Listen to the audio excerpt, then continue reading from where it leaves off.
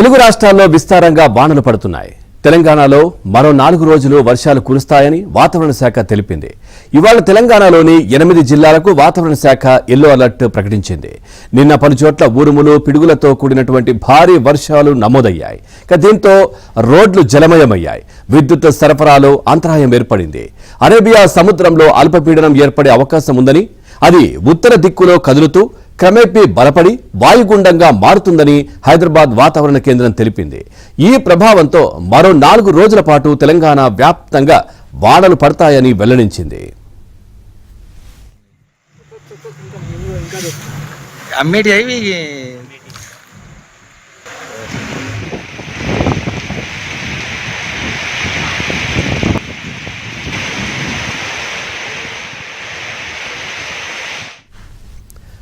హైదరాబాద్లో బుధవారం రాత్రి కుండపోత వాన కురిసింది. భారీ వర్షంతో హైదరాబాద్లోని లోతట్టు కాలనీలు జలమయమయ్యాయి.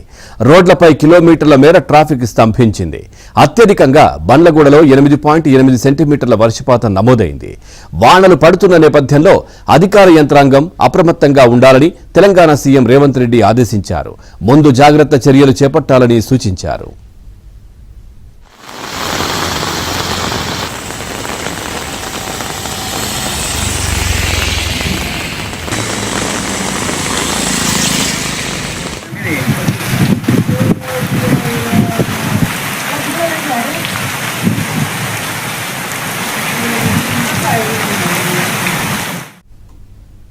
అటు ఆంధ్రప్రదేశ్లోనూ 5-6 రోజులుగా జోరుగా వర్షాలు కురుస్తున్నాయి. రికార్డు స్థాయి ఉష్ణోగ్రతలు నమోదు కావాల్సిన మే నెలలో పగటిపూట ఉష్ణోగ్రతలు సాధారణం కంటే తక్కువగా నమోదవుతున్నాయి.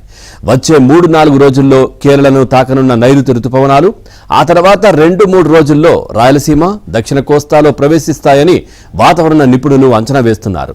ప్రస్తుతం బంగాళాఖాతం నుంచి వస్తున్న తేమ గాలులు, వాయువ్య భారతం నుంచి వీస్తున్నటువంటి పొడి గాలుల కలయికతో వర్షాలు కురుస్తున్నాయి. మరో 2 రోజులు ఏపీలో అక్కడక్కడ భారీ వర్షాలు, పలు జిల్లాల్లో మోస్తారుగా వర్షాలు కురుస్తాయని విపత్తుల సంస్థ తెలిపింది.